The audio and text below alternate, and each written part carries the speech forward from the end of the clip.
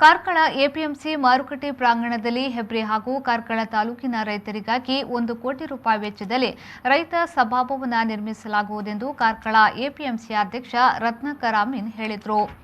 ಅವರು ಎಪಿಎಂಸಿ ಪ್ರಾಂಗಣದಲ್ಲಿ ಸುದ್ದಿಗೋಷ್ಠಿ ನಡೆಸಿ ಮಾತನಾಡಿದರು. ರೈತರಿಗೆ ಅನುಕೂಲ ಕಲ್ಪಿಸುವ ನಿಟ್ಟಿನಲ್ಲಿ ಗ್ರಾಮೀಣ ರಸ್ತೆಗಳನ್ನು ಸುಮಾರು 33 ಲಕ್ಷ ರೂಪಾಯಿ ವೆಚ್ಚದಲ್ಲಿ ಅಭಿವೃದ್ಧಿಪಡಿಸಲಾಗುವುದು ಎಂದರು.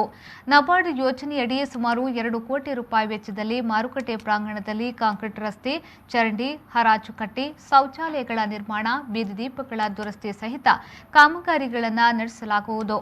ಅಲ್ಲದೆ ಪ್ರಾಂಗಣದಲ್ಲಿ ರೈತರು ಬೆಳೆದ ಹಣ್ಣು ತರಕಾರಿಗಳನ್ನು ಮಾರಾಟ ಮಾಡಲು ಅನುಕೂಲವಾಗುವ ವಾರದ ಸಂತೆ ನಡೆಸಲು ತೀರ್ಮಾನಿಸಲಾಗಿದೆ ಎಂದು ಹೇಳಿದರು.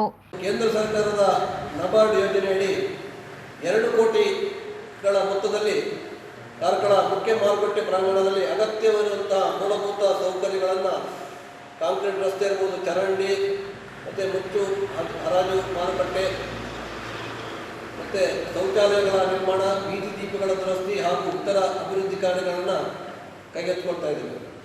ಈಗಾಗಲೇ ಪುರಸಭೆ ಮಾಸಿಕ ಸಭೆಯಲ್ಲಿ ಚರ್ಚಿಸಿರುವಂತೆ ಮುಂದಿನ ದಿನಗಳಲ್ಲಿ ಮುಖ್ಯ ಮಾರುಕಟ್ಟೆ ಪ್ರಾಂಗಣದಲ್ಲಿ ರೈತರು ತಾವು ಬೆಳೆದ ಹಣ್ಣು ಮತ್ತು ತರಕಾರಿಗಳನ್ನು ನೇರವಾಗಿ ಗ್ರಾಹಕರಿಗೆ ಮಾರಾಟ ಮಾಡಲು ಅನುಕೂಲವಾಗುವಂತೆ ವಾರದ ಸಂತೆಯನ್ನು ನಡೆಸುವಂಥ ಒಂದು ಯೋಜನೆಯನ್ನು ಕೂಡ ರೂಪಿಸಲಾಗಿದೆ.